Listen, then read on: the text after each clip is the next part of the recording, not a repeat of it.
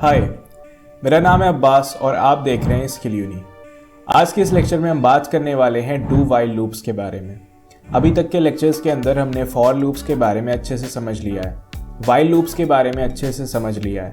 आज के इस लेक्चर में हम डू वाइल लूप्स के बारे में इन डेप्थ बात करने वाले हैं कि वाइल लूप्स होते क्या हैं, उनका क्या सिंटैक्स होता है, और फिर वाइल लूप के फॉर वर्जन के बारे में बात करेंगे कि जहाँ पर हम वाइल लूप को थोड़ा सा मॉडिफाई करेंगे कुछ इस तरह से कि वो फॉर लूप की तरह वर्क करना शुरू कर दे। साथ में इन दी एंड हम एक छोटा सा प्रोग्राम भी करेंगे जिसमें हम 1 से 10 तक के नंबर्स प्रिंट करेंगे। ये सेम प्रोग्राम हमने फॉर लूप वाइल लूप के भी लेक्चर में किया है। आज हम उसी प्रोग्राम को डू वाइल लूप से भी करेंगे। तो इसी के साथ बिना किसी देरी के शुरू करते हैं आज का ये लेक्चर। तो आज हम बात करने वाले हैं डू वाइल लूप्स के बारे में। अगर डू वाइल लूप्स के बारे में समझना चाहते हैं तो सबसे पहले इस डेफिनेशन को पढ़ते हैं, फिर धीरे धीरे हम डू वाइल लूप्स के बारे में समझेंगे। डेफिनेशन कहती है कि a do while loop executes a block of statements once. ठीक है, मतलब क्या है कि एक डू वाइल लूप के अंदर जो भी ब्लॉक ऑफ स्टेटमेंट्स आप लिखोगे उसको एक बार एग्जीक्यूट कराया जाएगा।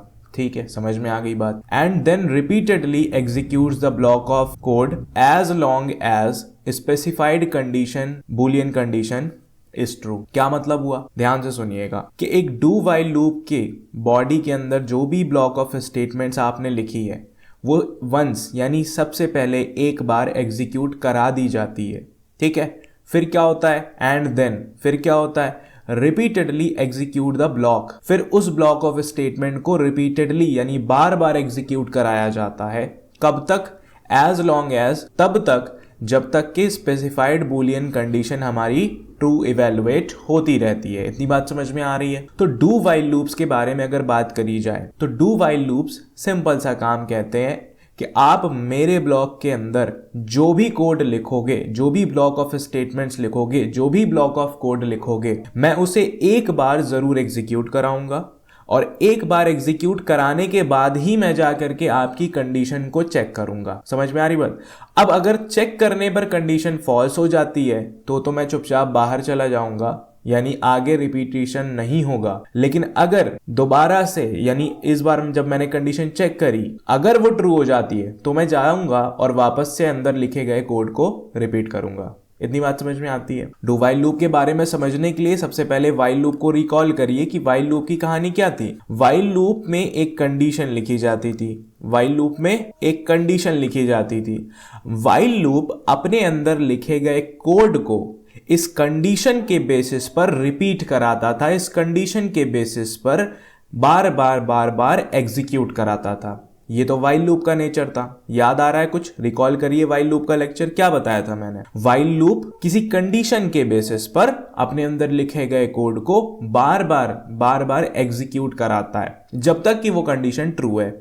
जैसे ही वो कंडीशन फॉल्स हो जाती है वाइल लूप कहता है बस अब काम यहाँ पे खत्म होता है, अब कोई रिपीटेशन नहीं होगा, अंदर के ब्लॉक ऑफ कोड को एग्जीक्यूट नहीं कराया जाएगा और वहीं पर कहता है कि मेरा काम यही खत्म होता है और मैं टर्मिनेट हो रहा हूं। समझ में आ गई बात। डू वाइल क्या कह रहा है, डू वाइल का मतलब क्या है, करो। डू का मतलब क्या, करो, है ना। करो, कब तक करो, while, do while, do while. ध्यान से समझिएगा क्या कहानी है। डू इसके बाद कोई काम इसे बताया जाएगा, फिर वाइल यानी जब तक, फिर एक कंडीशन दी जाएगी। इतनी बात समझ में आई। डू दिस वाइल जब तक कि ये चीज ना हो जाए। जैसे मैं एक सिंपल सा स्टेटमेंट बोलता हूं, सिंपल सी सेंटेंस बोलता हूं कि डू स्टडी। ठीक है, do study while you have energy. एक सिंपल सी मैंने सेंटेंस बोला, एक सिंपल सी स्टेटमेंट बोली। अगर आप इसको इंटरप्रेट करो तो क्या करोगे, आप पढ़ने बैठे, ठीक है।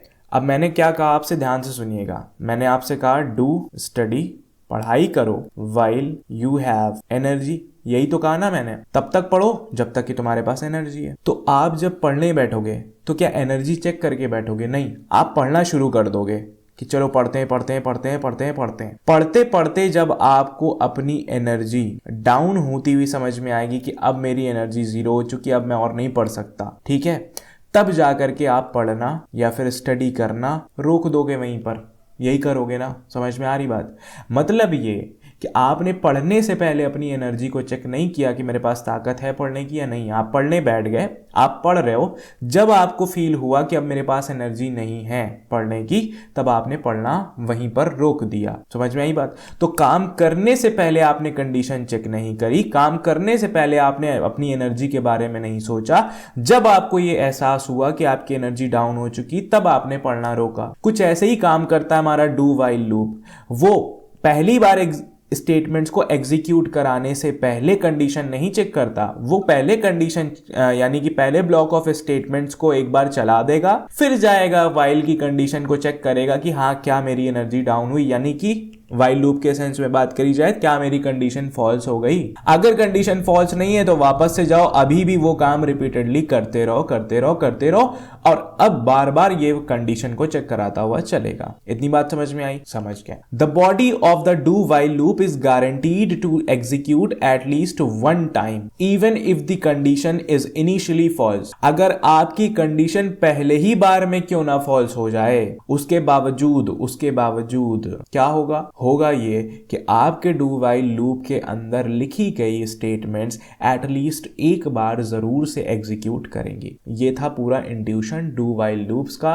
क्या कहानी है डू वाइल लूप्स की? समझ में आ गई बात? फिर से कहता हूं, वाइल लूप को रिकॉल करो।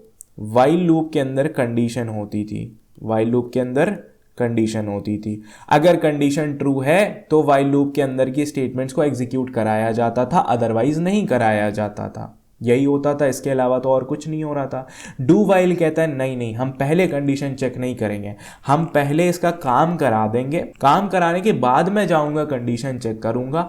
अगर कंडीशन ट्रू होती है तो मैं जाऊंगा दोबारा से उस काम को करूंगा। जब दोबारा मैं उस काम को कर लूंगा, फिर से कंडीशन चेक करूंगा, अगर ट्रू होगी तो फिर से तीसरी बार उस काम को करा दूंगा। तो अगर आप इस बात पे ध्यान दो, पहले इटरेशन पर कोई कंडीशन चेक नहीं होती डू वाइल लूप में। सेकेंड इटरेशन पे जाने से पहले हमारी कंडीशन चेक होती है, या ये कहा जाए पहला इटरेशन खत्म होने के बाद कंडीशन चेक होती है।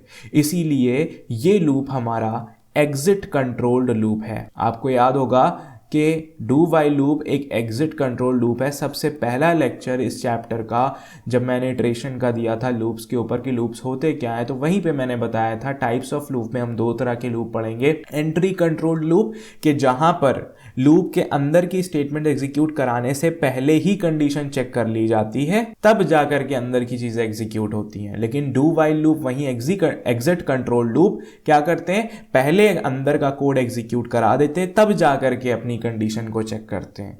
यानी बाहर निकलते वक्त, एग्जिट लेते वक्त, एंट्री करते वक्त नहीं, एग्जिट लेते वक्त। तो डू वाइल भी कुछ ऐसा ही है, पहले एग्जीक्यूशन एक बार करा देगा, फिर एग्जिट लेते वक्त वो कंडीशन चेक कराएगा। एग्जिट लेते वक्त अगर हमारी कंडीशन फॉल्स हो जाती है तो वो बाहर चला जाएगा, कहेगा ठीक है कोई बात नहीं। लेकिन ऐसे में भी आप देख क्या रहे हो कि कम से कम एक बार डू वाइल लूप के अंदर लिखी गई स्टेटमेंट्स एक बार तो एग्जीक्यूट हो ही जाएंगी। समझ में आ रही कि नहीं आ रही बात? इस तरह से तो ये कहानी है। इस बात को और समझने के लिए एक एनालॉजी आप समझ लीजिए कि दो चीजें हो गई कि आप ये समझो कि आप कहीं पर जाना चाह रहे हो, यानी एक जगह पर ट्रैवल करना चाह रहे हो। ट्रैवल करना जब आप चाह रहे थे तो आप जानते हो कि जब आप ट्रेन पे ट्रैवल करोगे तो आपको टिकट्स वगैरह चाहिए होते हैं, यानी आपके पास रिजर्वेशन होना चाहिए या फिर जनरल टिकट होना चाहिए जिससे आप ट्रैवल कर सको ट्रेन के अंदर। इतनी बात समझ में आ गई? ठीक है। डू वाइल लूप को कैसे समझना है, इससे ये थोड़ा समझना। कहानी कुछ ऐसी होती कि आप ट्रेन में चढ़ने से पहले ये चेक करते कि आप ट्रेन में चढ़ रहे हो, आपके ट्रेन में चढ़ने के लिए आपके पास ट्रेन का टिकट है या नहीं है, यानी जर्नी करने के लिए जो टिकट चाहिए होता है वो आपके पास है या नहीं है। अगर आप ट्रेन में चढ़ने से पहले ये चीज चेक करते हो तो ये क्या कहानी क्या कहती है, ये कहानी वाइल लूप की तरफ इशारा करती है कि जहां पर आप अंदर की चीजें एग्जीक्यूट कराने से पहले ही कंडीशन को चेक कर रहे हो। आप ट्रेन में चढ़ने से पहले ही चेक कर रहे हो मेरे पास टिकट है या नहीं है। ठीक है, समझ में आ गई बात? क्लियर है। अब डू वाइल लूप क्या होता, आप थोड़ा सा भूल गए, गलती हो गई आपसे थोड़ा सा, कोई बात नहीं, गलती इंसानों से ही होती है। आपने क्या किया कि भूल गए, टिकट चेक नहीं किया, ट्रेन पर चढ़ गए बैठ गए किसी सीट पर। अब अचानक से आपको याद आता है यार मैंने तो टिकट लिया ही नहीं था, या फिर आपने चेक किया कि मेरे पास टिकट है या नहीं है। अब ऐसे केस में दो चीजें होंगी, या तो आपके पास टिकट होगा या तो आपके पास टिकट नहीं होगा। अगर होगा तो आप आगे की जर्नी को कंटिन्यू कर सकते हो, अगर नहीं होगा आपको टीटी आएगा और लात मार के ट्रेन के बाहर फेंक देगा, मजाक कर रहा हूं, उतार देगा या फाइन लगाएगा। इतनी बात समझ में आ रही है? यही होगा ना। तो इस हिसाब से आपको ये बात समझ में आई कि दूसरे सिनेरियो में कि जहां पर आपने ट्रेन में चढ़ने से पहले चेक नहीं किया कि आपके पास टिकट है या नहीं, आपने चढ़ने के बाद चेक किया, और अगर उस केस में आपके पास टिकट होता है तो आपकी जर्नी कंटिन्यू होती है, अगर नहीं होता है तो जर्नी कहीं ना कहीं तो बीच में जाकर के टीटी आपको उतार देगा या नेक्स्ट स्टेशन पे, ये वाला सीन होता है ना। तो बिल्कुल वैसे ही हमारा डू व्हाइल लूप काम करता है। वो काम कर लेगा, उसके बाद चेक करेगा कि कंडीशन मेरी सही थी या नहीं थी। अगर कंडीशन सही है तो फिर वो काम को दोबारा से करेगा। ठीक है, जैसा कि आपके केस में आप बिना चेक किए चढ़ गए ट्रेन के ऊपर कि मेरे पास टिकट है या नहीं, बाद में आप चेक करते हो मेरे पास टिकट है या नहीं, अगर है तो आप जर्नी कंटिन्यू कर ले जाते हो, अगर नहीं है तो आप नहीं कर पा। कुछ ऐसी ही कहानी डू व्हाइल लूप्स की। आई होप इंट्यूशन मिल गया होगा, लेकिन ज्यादा बेहतर तरीके से समझने के लिए हमें इसके flow chart, syntax and working के बारे में अच्छे से समझना होगा, तब जाकर के हम कहीं डू व्हाइल लूप्स को अच्छे से समझ पाएंगे कि ये कहना क्या चाह रहा है। ठीक है, तो अब चलते हैं हम लोग इसके सिंटैक्स की तरफ। अब अगर हम डू व्हाइल लूप के सिंटैक्स के बारे में बात करें, यानी कि इसे कोड में किस तरह से हमें लिखना होता है, इस्तेमाल करना होता है, तो इसके लिए सबसे पहले कहा जाता है कि आप डू कीवर्ड लिखो। ये आपका एक कीवर्ड होता है, यानी जावा के अंदर पहले से इस वर्ड का एक स्पेशल मीनिंग है, आप इसे अपने किसी इस्तेमाल में नहीं ले सकते हो।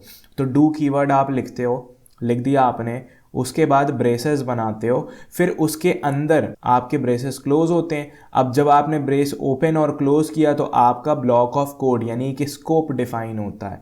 इसके अंदर आप वो सारी स्टेटमेंट्स लिखते हो जो आप रिपीट कराना चाहते हो। ये वो स्टेटमेंट्स होती हैं that needs to be repeated. इतनी बात समझ में आ गई? ठीक है, जो भी आप रिपीट कराना चाहते हो। फिर उसके बाद जब आपका ब्रेस एंड हो जाता है, फिर आप वहां पर व्हाइल कीवर्ड लिखते हो, और फिर उसके बाद पैरेंथेसिस के अंदर अपनी कंडीशन लिखते हो, जो कि एक बूलियन एक्सप्रेशन होती है, जो कि एक बूलियन एक्सप्रेशन होती है।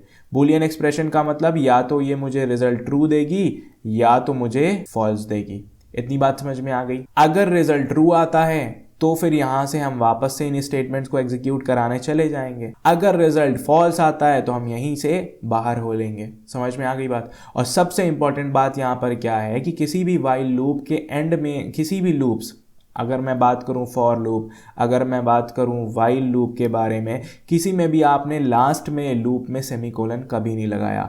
लेकिन डू व्हाइल लूप के अंदर जब आप पूरा लूप लिख लेते हो, उसके लास्ट में आपको यहां पर एक सेमीकोलन लगाना होता है जस्ट आफ्टर द कंडीशन और पैरेंथेसिस बंद होने के बाद आपको यहां पर एक सेमीकोलन लगाना होता है। इतनी बात समझ में आ जाती है कि नहीं?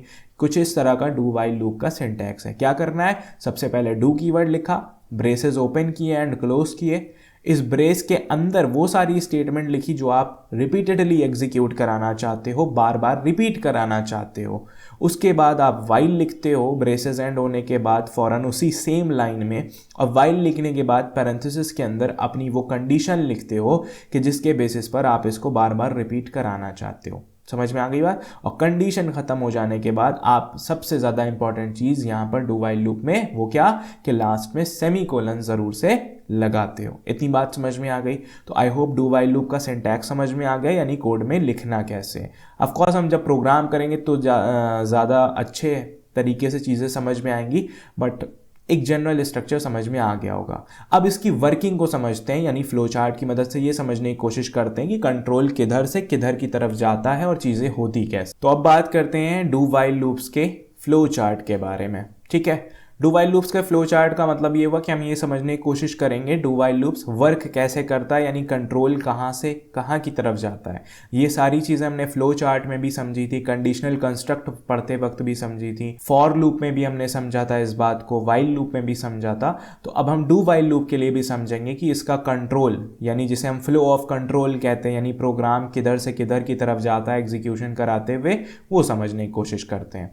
तो यहाँ पर साइड में मैंने सिंटैक्स लिख दिया है, जो अभी हमने ऊपर देखा बेसिक सिंटैक्स है ये हमारा, ठीक है। और इस बेसिक सिंटैक्स का यहाँ पर फ्लो चार्ट के थ्रू मैं यहाँ पर दिखा रहा हूँ कि किस तरह से ये काम करेगा, ठीक है। होता क्या है, सबसे पहले अगर सिंटैक्स में देखें तो कंपाइलर हमारा यहाँ पहुँचता है डू के पास, ठीक है। डू के पास जब वो पहुँचता है तो वो वाइल तक पहुँच ही नहीं पाता, और इसकी वजह से होता क्या है, वो फौरन इस ब्लॉक ऑफ कोड के अंदर घुस जाता है। अब इसका नतीजा क्या होता है कि जब ये इस ब्लॉक ऑफ कोड के अंदर फौरन घुसता है तो उसे वो स्टेटमेंट्स मिल जाती हैं जो मैंने रिपीट कराने के लिए रखी हुई थी, ठीक है। तो अब दिक्कत ये होती है यहाँ पर कि डू तक जब पहुंचा और सीधे स्टेटमेंट्स तक पहुंच गया तो बिना कंडीशन चेक हुए ये स्टेटमेंट पहली बार एग्जीक्यूट हो जाती हैं बिना कंडीशन चेक किए, ठीक है। तो वही आप यहाँ पे फ्लो चार्ट में देख सकते हो कि हमारा स्टार्ट यहाँ से हो रहा है, तो स्टार्ट होता है डू वाइल लूप का, यहाँ से हम अंदर की तरफ जाते हैं और सीधे हम कहाँ कूदते हैं, लूप बॉडी के अंदर।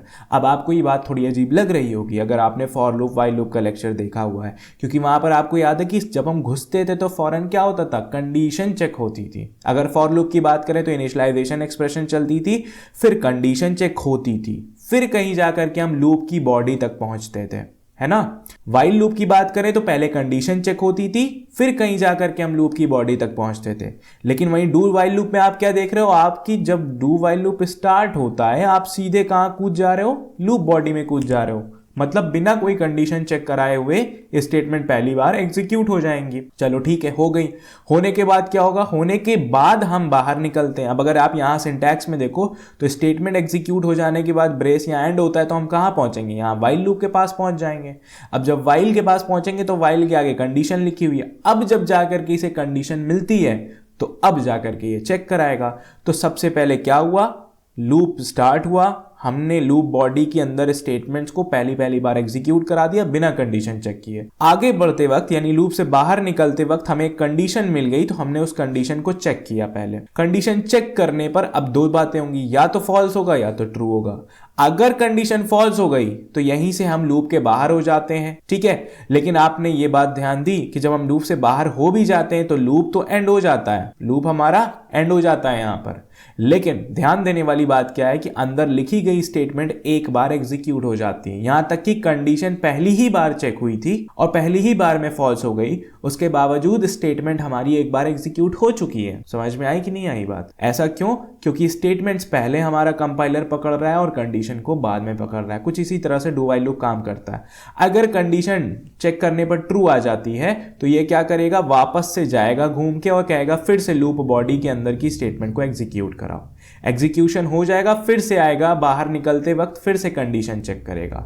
अगर ट्रू हो जाती है तो फिर से वापस घूम के जाएगा, कहेगा फिर से अंदर की स्टेटमेंट्स को एग्जीक्यूट कराओ। फिर से बाहर निकलते वक्त क्या करेगा, एग्जिट लेते वक्त कंडीशन को फिर से चेक करेगा। कंडीशन अगर फिर से ट्रू निकलती है फिर से वापस जाएगा, कहेगा फिर से लूप बॉडी के अंदर की स्टेटमेंट्स को एग्जीक्यूट कराओ। एग्जीक्यूट कराएगा, बाहर निकलते वक्त एग्जिट लेते वक्त वो फिर से कंडीशन चेक करेगा। अब मान लो कंडीशन फॉल्स हो गई तो यहीं पर हमारा लूप एंड हो जाता है और इस तरह से डू वाइल लूप वर्क करता है। क्या होता है डू वाइल लूप में, स्टार्ट यहां से हुआ, स्टार्ट करते ही पहली ही बार में लूप बॉडी के अंदर की स्टेटमेंट को एग्जीक्यूट करा दिया गया। मतलब एक बार अंदर की स्टेटमेंट्स का एग्जीक्यूट होना, चलना, रन करना पक्का है, ठीक है। बाहर निकलते वक्त हम कंडीशन चेक करते हैं, अगर कंडीशन ट्रू होती तो वापस से स्टेटमेंट्स एग्जीक्यूट कराते हैं, अगर कंडीशन फॉल्स होती तो हम लूप के बाहर निकल जाते हैं और इस तरह से हमारा लूप यहां एंड और टर्मिनेट हो जाता है। आई होप आपको बेसिक सिंटैक्स जो कि यहां पर है डू वाइल लूप का, इसकी मदद से आपको ये फ्लो चार्ट बिल्कुल क्लियर हो चुका होगा।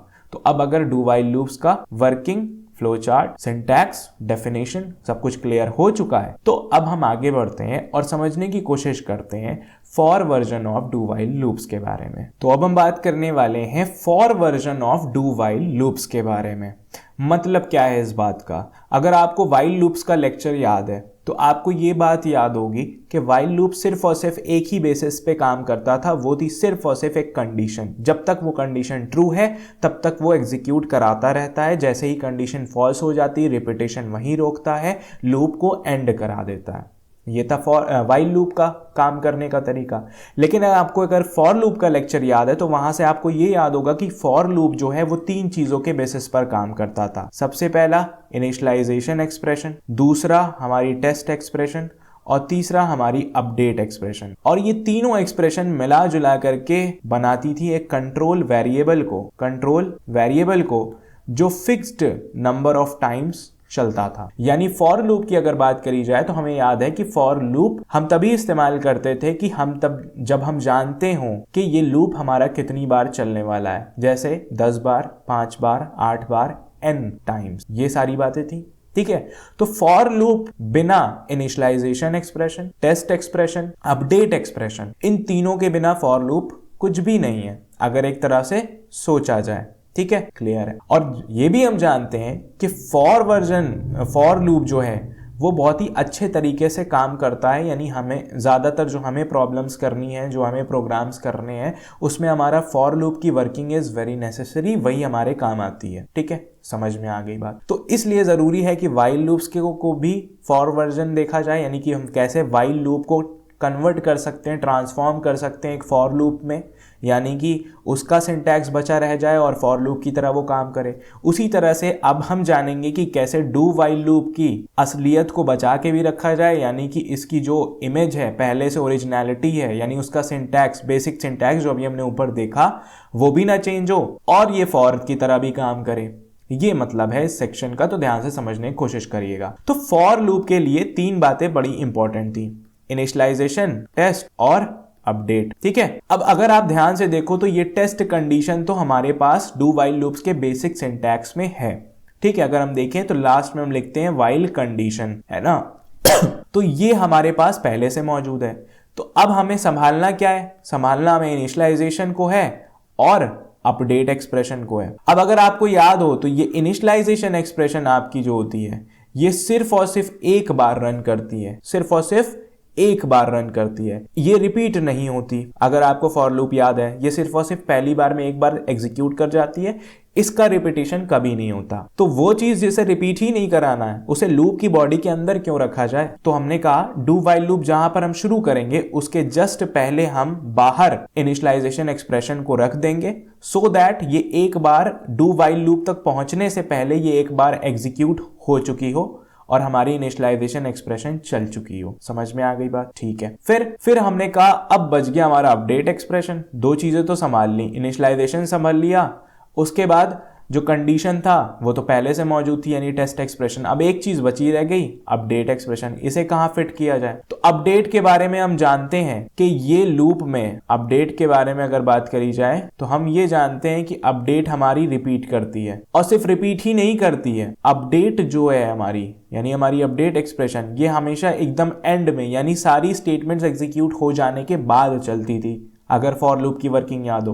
बॉडी के अंदर लिखा गया सारा कोड चलता था, फिर वो जाता था अपडेट एक्सप्रेशन के बाद कि भैया हमारे कंट्रोल वेरिएबल की वैल्यू को तुम अपडेट कर दो, है ना, यही होता था। तो हमने कहा जब सारी स्टेटमेंट जो हमें रिपीट करानी उसके बाद इसको रिपीट होना है, यानी लास्ट में एग्जीक्यूट होना है, तो क्यों ना, क्योंकि इसे रिपीट होना है तो इसे लूप की बॉडी के अंदर रखा जाए, और क्योंकि इसे सारी स्टेटमेंट के बाद चलना होता है तो क्यों ना इसे उन सारी स्टेटमेंट के बाद रखा जाए जो हम एग्जीक्यूट कराना चाहते हैं, यानी कि हमारी update expression after these statements यहां पर लिख दी जाएंगी एकदम एंड में, यानी कि जब हम ब्रेसेस को क्लोज कर रहे होंगे उसके जस्ट पहले अपनी अपडेट एक्सप्रेशंस को लिख देंगे।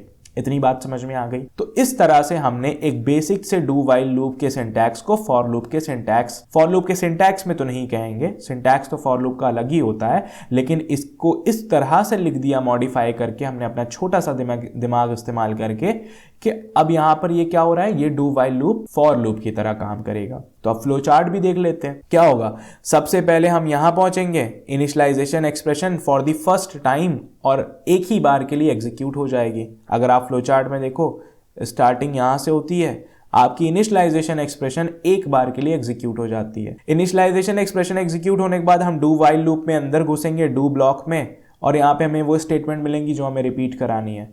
तो हम लूप बॉडी में घुस चुके हैं, ये हमारी लूप बॉडी मैंने यहाँ पर येलो डॉटेड बॉक्स से दिखाई हुई है, और उसके अंदर 2 चीजें, यानी वो स्टेटमेंट जो हम रिपीटेडली एग्जीक्यूट कराना चाहते हैं, और आखिरी में हमारी अपडेट एक्सप्रेशंस होंगी। तो इनिशियलाइजेशन एक्सप्रेशन एक बार एग्जीक्यूट कर गई, उसके फौरन बाद हम लोग स्टेटमेंट्स तक पहुंचे, यानी कि अपनी स्टेटमेंट्स को ढूंढा कि भैया जिन्हें हमें रिपीट कराना था तो हमने उन्हें एग्जीक्यूट करा दिया। जब वो स्टेटमेंट एग्जीक्यूट हो गई तो लूप के बाहर निकलने से पहले हमें अपडेट एक्सप्रेशन को चलवा देना। ठीक है, अपडेट एक्सप्रेशन हमारी चल जाती है।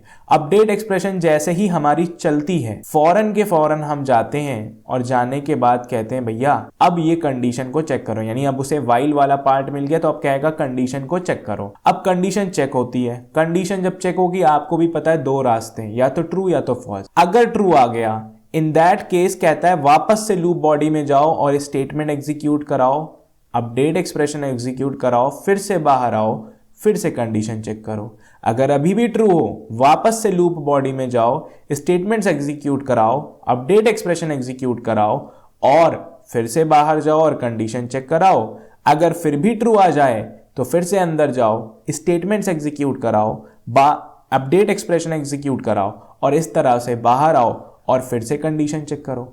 और अगर कंडीशन चेक करते करते फॉल्स आ जाए तो जैसे ही फॉल्स आए चुपचाप से बाहर निकल जाओ लूप के और यहीं पर तुम्हारा लूप एंड हो जाएगा। आई होप अब बात आपको समझ में आ गई कि किस तरह से हम डू वाइल लूप की ओरिजिनलिटी को भी बचा के रख सकते हैं।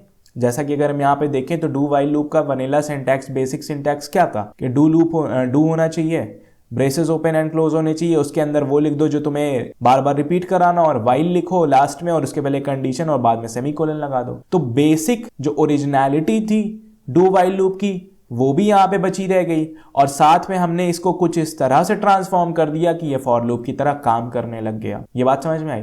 अब हर लेक्चर के अंदर, वाइल लूप के लेक्चर के अंदर, डू वाइल लूप के लेक्चर के अंदर मैंने दोनों के फॉर वर्जन पढ़ाए। इस चीज को पढ़ाने के पीछे बहुत बड़ा रीजन है जो आगे आने वाले लेक्चर्स के अंदर आपको समझ में आ जाएगा। ठीक है, इसके ऊपर आपके सिलेबस में या फिर ये कहा जाए कि आपके क्वेश्चन पेपर्स में बहुत ही एक यूनिक स्टाइल का क्वेश्चन आता है कि जहाँ पर आपको डू वाइल लूप या फिर वाइल लूप से या फिर फॉर लूप से लिख करके कोड दे दिया जाएगा और कह दिया जाएगा, मान लीजिए फॉर लूप में लिख के कोड दिया गया, आपको कह दिया जाएगा इसको वाइल लूप में ट्रांसफॉर्म करो। तो वही वो पॉइंट है कि जहाँ पर हमारा ये फॉर वर्जन काम आ जाता है, इसलिए यहाँ पे मैंने इसे पढ़ाना ज़रूरी समझा है। ठीक है, आई होप अब आपको बात समझ में आ गई कि डू वाइल लूप कैसे फॉर लूप की तरह काम करेगा। ठीक है, तो यहीं पर हमको डू वाइल लूप की डेफिनेशन के बारे में समझ में आ गया, हमने एनालॉजी से भी समझ लिया कि क्या कहानी है, बेसिक सिंटैक्स को भी समझ लिया, उसके बेसिक फ्लो चार्ट को भी देख लिया, अब उसके फॉर वर्जन को भी समझ लिया और उसके फॉर वर्जन के फ्लो चार्ट को भी देख लिया। तो यहां पर हमने डू वाइल लूप्स के बारे में जितनी भी बातें हमें जाननी थी वो सारी बातें हमने जान ली हैं। ठीक है, इतनी बात समझ में आ गई, बढ़िया। अब हम क्या करेंगे, अब हम एक छोटा सा प्रोग्राम करेंगे, वही प्रोग्राम जो हम पिछले लेक्चर्स के अंदर करते हुए आ रहे हैं। फॉर लूप में भी हमने सेम प्रोग्राम किया 1 से 10 तक की प्रिंटिंग का, वाइल लूप्स में भी हमने सेम प्रोग्राम किया 1 से 10 तक की प्रिंटिंग का, और अब हम डू वाइल लूप में भी सेम प्रोग्राम करेंगे 1 से 10 तक की प्रिंटिंग का। वजह सिंपल है कि आप जब सेम प्रोग्राम 3 अलग अलग लूप्स का इस्तेमाल करते हुए करोगे तो आपको खुद आइडिया हो जाएगा कि चीज़ें काम कैसे कर रही हैं। तो अब हम चलते हैं और वो प्रोग्राम करते हैं। तो अब अगर हम लोग प्रोग्राम्स करें तो प्रोग्राम में हमें करना क्या है, write a program in Java to print numbers from 1 to 10। करना क्या है, हमें एक ऐसा प्रोग्राम लिखना है जावा में जो 1 से 10 तक के नंबर्स को प्रिंट करा दे। यानी पहले 1 प्रिंट हो, फिर 2, फिर 3, फिर 4, फिर 5, 6, 7, 8, 9 एंड 10। इस तरह से हमारे नंबर्स प्रिंट हो जाने चाहिए। ठीक है, अब जैसा कि हमें समझ में आ रहा है कि हमें बार बार एक नंबर को प्रिंट कराना है, तो ये काम तो लूप्स की ही मदद से हो सकता है। समझ में आ रही बात। बट आज के इस लेक्चर के अंदर क्योंकि हम डू वाइल लूप्स को पढ़ चुके हैं, तो इस लेक्चर के अंदर हम इस प्रोग्राम को डू वाइल लूप से ही टैकल करें। ठीक है, तो फटाफट से चलते हैं कोड विंडो के ऊपर और वहीं पर इसे कोड करते हुए समझते हैं कि डू वाइल लूप्स के थ्रू इस प्रोग्राम को कैसे किया जा सकता है। तो अब हम लोग आ चुके हैं अपनी ब्लूजे विंडो के ऊपर। फटाफट से हम यहाँ पर अपनी नई क्लास बना लेंगे। इस क्लास का नाम हम लोग दे देंगे डू वाइल लूप या सिर्फ डू वाइल लूप। ठीक है, हमने अपनी इस क्लास का नाम डू वाइल लूप दे दिया है। डू वाइल लूप हमने दे दिया, इसको हम यहाँ पर फिट कर लेते हैं। ठीक है, अब इसके बाद यहाँ पर सारा कोड रिमूव करते हैं। फटाफट से अपनी बेसिक सी क्लास बनाते हैं, public class do while loop, और मेन मेथड का जो भी डिक्लेरेशन होता है वो लिखते हैं public static void main string arc. ये हमारा हो गया। इसके फौरन बाद अब हम अपने काम पे लगते हैं। हमारा टास्क क्या है, अगर हम यहाँ पर सोचें, हमें प्रिंट करना है 1 to 10। हमें 1 से लेकर के 10 तक प्रिंट करना है, विच मीन्स कि हमें किसी वेरिएबल की ज़रूरत होगी। हमें किसी वेरिएबल की ज़रूरत होगी। ऐसे वेरिएबल की ज़रूरत होगी कि जो वेरिएबल अपने अंदर 1 को भी स्टोर कर ले, 2 को भी स्टोर कर ले, 3 को भी स्टोर कर ले, 4 को भी स्टोर कर ले, और इस तरह से वो बढ़ता बढ़ता 10 तक पहुंचे। समझ में आई बात? एक वेरिएबल की ज़रूरत होगी। अब कोई हम ऐसा वेरिएबल ले सकते हैं जिसकी स्टार्टिंग यानी इनिशियलाइजेशन हम 1 से कर दें और हर लूप के इटरेशन के बाद हम उसे +1 करते जाएं, जिस तरह से वही वेरिएबल कभी 1 होगा, कभी 2 बन जाएगा, कभी 3 बनेगा, कभी 4, और ऐसे देखते देखते वो 10 तक पहुंचेगा और 10 तक प्रिंटिंग हम करा सकेंगे। समझ में आ गई कि नहीं आ गई बात? तो हमने फटाफट से कहा इस वेरिएबल का नाम हम देते हैं नम, और नंबर को हम स्टार्ट कर देते हैं 1 से। इतनी बात समझ में आ गई कि नहीं आ गई? क्लियर है? ठीक, हमने अपना वेरिएबल बना लिया जो अपने अंदर 1 से 10 तक के सारे नंबर्स स्टोर करेगा। फिलहाल स्टार्टिंग में हम उसे 1 से इनिशियलाइज कर देंगे। आगे ये चीज हमें हैंडल करनी पड़ेगी कि हम कैसे उसे ट्रांसफॉर्म करने वाले हैं, अपडेट करने वाले हैं। अब क्योंकि ये प्रोग्राम हम डू वाइल लूप से करने वाले हैं, तो हम आ जाएंगे फौरन यहाँ पर, हम कहेंगे डू, और यहीं पर हमारा ये ब्रेसेस ओपन एंड क्लोज हो जाता है। अभी आपको रेड दिख रहा है, उसकी वजह है क्योंकि हमने वहां पर वाइल कंडीशन नहीं लिखा। तो सबसे पहले हमें जो करना है वो लिखते हैं। फौरन अंदर आने के बाद आप रिपीट क्या कराना चाहोगे? आप चाहोगे कि आप फटाफट प्रिंट करा दो नंबर की वैल्यू को। क्या प्रिंट करा दो? नंबर की वैल्यू को प्रिंट करा दो, ठीक है, और थोड़ा सा स्पेस दे दो ताकि नंबर्स के बीच में थोड़ी सी जगह आ जाए। ठीक है, समझ में आ गई बात? क्लियर है? अब जैसे ही आप नंबर को प्रिंट कराओगे, अब आप कहोगे नंबर तो मैंने प्रिंट करा लिया, ठीक है, यानी अभी फिलहाल नंबर में वैल्यू क्या है? 1 है। अब नंबर यहां पर 1 प्रिंट हो चुका होगा। अब जब मैं दोबारा आऊं तो क्या मैं दोबारा आकर के 1 ही प्रिंट कराना चाहूंगा? नहीं, आप कहोगे नहीं भैया, जब दोबारा आओ तो 2 प्रिंट होना चाहिए। तो उसके लिए मुझे क्या करना होगा? उसके लिए मुझे अपने इस वेरिएबल नम को अपडेट भी करना होगा। तो मैंने कहा num plus plus. Num plus plus का मतलब कि नंबर की वैल्यू को 1 से इंक्रीज कर दो। तो अगले इटरेशन के लिए नंबर की वैल्यू 2 हो चुकी होगी। इतनी बात समझ में आ गई कि नहीं आ गई? क्लियर है? एकदम परफेक्ट है, बढ़िया। अब हम यहां पर कंडीशन क्या लिखेंगे? हम कंडीशन लिखेंगे वाइल डू हो गया हमारा पार्ट। अब हम वाइल के पार्ट में हमें यहां पर क्या लिखनी होती है? कंडीशन लिखनी होती है। अब और उसके बाद सेमीकोलन लगाना होता है। अब अपनी इस कंडीशन को सेटअप करते हैं। कंडीशन हम नंबर पे ही बेसिस पे लिखेंगे। तो हम कहेंगे जब तक हमारा number less than equal to 10 हो, जब तक हमारा number less than equal to 10 हो, तब तक तुम ये काम कराओ। क्या काम कराओ? कि भैया 10 प्रिंट करा दे, मतलब नंबर्स प्रिंट कराते हुए चले जाओ। इतनी बात समझ में आ गई? क्लियर है? बस इतना सा ही कोड है। मैं यहाँ से ऊपर वाला कमेंट हटाता हूँ, आपको बात समझ में आ गई होगी। इतना सा ही कोड हमारा यहाँ पर है और ये हमारा पूरा काम 1 से 10 तक की प्रिंटिंग को करा देगा। सबसे पहले मैं इसे कंपाइल कर लेता हूँ, कोई एरर नहीं आती है। क्लोज किया, राइट क्लिक किया, मेन मेथड को कॉल लगाई, ओके दबाया, और आप देखते हो क्या कि यहाँ पर 1 से लेकर के 10 तक के सारे नंबर्स प्रिंट हो चुके हैं। 1 2 3 4 5 6 7 8 9 10। समझ में आ गई बात? अगर ये वाइल लूप्स वाला प्रोग्राम है, अगर आप देख पा रहे हो ये वाइल लूप्स वाला प्रोग्राम है, तो यहाँ पर हमने सारी चीज़ें कर रखी थी। वो भी एक छोटा सा ऐसा ही प्रोग्राम था और इसमें भी वही सेम काम हो रहा था, और डू वाइल लूप्स की मदद से भी हमने सेम काम को कर दिखाया है। अब यहाँ पर अगर आप ध्यान से देखो, एक बार मैं गो थ्रू देता हूँ कि मैंने लिखा क्या है। ठीक है, सबसे पहले मैंने int num is equal to 1 किया। अब आपको पता है कि आपका टास्क है 1 से 10 तक के नंबर्स प्रिंट करना। आप बेसिक लेवल पे सोचोगे कि मुझे कोई एक कंट्रोल वेरिएबल चाहिए कि जिस पे मैं पूरी तरीके से 1 से 10 तक की वैल्यूज के साथ खेल सकूं। खेलने का मतलब इन द सेंस कि आप 1 से 10 तक के नंबर्स उसमें स्टोर कर सको किसी ना किसी तरह से। वो हम खेलेंगे, मतलब ऑफ कोर्स खेल ही रहे हैं, हम लॉजिक के साथ खेल रहे हैं। तो हमने कहा भैया, हमने फॉर लूप में थोड़ा सा पढ़ा है कि एक वेरिएबल कंट्रोल वेरिएबल अगर लिया जाए और उसे इनिशियलाइज किसी वैल्यू से किया जाए और उसकी एंडिंग को एक कंडीशन की मदद से डिफाइन कर दिया जाए और उसके अपडेट को सेट कर दिया जाए अगर कि अच्छे तरीके से, तो इस तरीके से हम एक ही वेरिएबल को बार बार अलग अलग टाइम स्टेप पर, अलग अलग वक्त पर अलग अलग वैल्यूज दे सकते हैं और उसका फायदा उठा सकते हैं। यही तो हमने देखा था। तो हमने कहा बस सेम काम इस्तेमाल करो। अभी हमने for version of do while loop पढ़ा, तो सबसे पहले हमने यहाँ पर हमारी क्या लिख दी? इनिशियलाइजेशन एक्सप्रेशन लिख दी। इनिशियलाइजेशन एक्सप्रेशन में हमने क्या किया? इनिशियलाइजेशन में हमने एक नम नाम का वेरिएबल बनाया जिसे हमने स्टार्ट 1 से किया। फौरन क्या होगा? वो डू, उसके फौरन बाद हम डू वाइल लूप में घुस जाएंगे। डू लूप में घुसेंगे तो हमें फौरन कुछ पीस ऑफ कोड मिलेगा जो बिना कंडीशन चेक किए एग्जीक्यूट करा दिया जाता है in the case of do while loop. ठीक है, तो फौरन 1 प्रिंट हो जाएगा बाहर और स्पेस प्रिंट हो जाएगी। उसके फौरन बाद सेकेंड लाइन, लाइन नंबर 6 पर अगर आप देखो, लाइन नंबर 6 पर अगर आप देखो तो नम प्लस प्लस होता है। नम प्लस प्लस होने का मतलब क्या हुआ कि नंबर की वैल्यू को अब हम 1 से इंक्रीज कर देंगे। क्यों किया ऐसा? ताकि हम जब अगले टाइम स्टेप पर, अगले इटरेशन पर जब हम दोबारा इस लूप के अंदर आए तो मुझे नम की वैल्यू 2 मिले, ताकि मैं अगली बार 1 ना प्रिंट करूं दोबारा से, बल्कि 2 प्रिंट करूं। ठीक है, समझ में आ गई बात। फिर क्या आएगा, वाइल, फिर नम की वैल्यू को 2 इसने कर दिया, यहां पर नम की वैल्यू क्या हो गई, 2 हो गई। उसके बाद चेक करता है कंडीशन, क्योंकि एग्जिट कंट्रोल लूप है तो अंदर का कोड एग्जीक्यूट कराने के बाद बाहर आकर के कंडीशन चेक करेगा। तो कंडीशन हम वही सेम लिख रहे हैं एज इट इज, जैसा हम फॉर लूप में, वाइल लूप में लिखते थे कि जब तक नंबर की value less than equal to 10 है, ठीक है, तब तक एग्जीक्यूट कराओ। तो चेक करता है क्या 2 लेस देन इक्वल टू 10 है, कहता है हाँ 2 लेस देन इक्वल टू 10 है। तो कहता है कोई बात नहीं, जाओ 2 को भी वापस से प्रिंट कराओ। तो यहां से वापस हम आते हैं, ठीक है, यहां से वापस हम आते हैं, वापस अंदर आने के बाद हम इन स्टेटमेंट को एग्जीक्यूट कराते हैं। तो यहां पे 2 प्रिंट होता है, फिर से नंबर की वैल्यू को बढ़ा करके 3 कर दिया जाता है। फिर आकर के चेक होता है क्या 3 is less than equal to 10, कहता है हाँ ये बात भी सही है।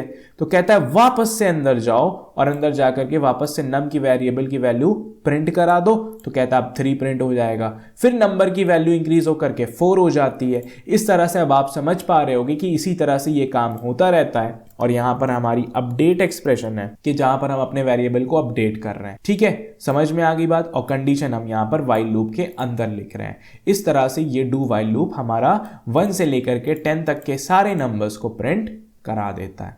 इतनी बात समझ में आ गई कि नहीं आ गई आपको? आई होप बात क्लियर हो चुकी होगी। ठीक है, तो यहीं पर हम अपने वाइल लूप्स के लेक्चर को डू वाइल लूप्स के लेक्चर को एंड करते हैं। आज का जो हमारा गोल था, डू वाइल लूप्स को समझना, अच्छे तरीके से डिटेल में समझना, सिंटैक्स के साथ, प्रोग्राम के साथ, उसके फॉर वर्जन को समझना। आई होप सारी बातें आपको समझ में आ गई होंगी। आगे आने वाले लेक्चर्स के अंदर अब हमने तीनों लूप्स तो पढ़ ही लिए हैं, तो अब अगले लेक्चर के अंदर हम, जो कि बहुत ही छोटा सा माइन्यूट सा लेक्चर होगा, शायद 10 या 15 मिनट का, उसके अंदर हम डिफरेंसेस के बारे में जानेंगे। यानी कि हम फॉर वर्सेस वाइल लूप, जो कि बहुत ज़्यादा पूछा जाता है आपके एग्जाम्स में, और while versus do while loops, ये 2 बातें देखने वाले हैं। उसके आगे आने वाले लेक्चर्स के अंदर हम इस वीक कुछ 3 प्रोग्राम्स करने वाले हैं, स्पाई नंबर के ऊपर, ऑफकोर्स पैलिंड्रोम नंबर के ऊपर, और एक छोटा सा और कोई प्रोग्राम है शायद सीरीज़ का, वो हम करेंगे। इस तरह से हमारा वीक चलेगा। और आई होप कि आपको सारी बातें समझ में लूप के बारे में आ रही होंगी। और कोई प्रॉब्लम हो तो please comment down and I will try to resolve it. So that is it for today. मिलते हैं नेक्स्ट लेक्चर के अंदर।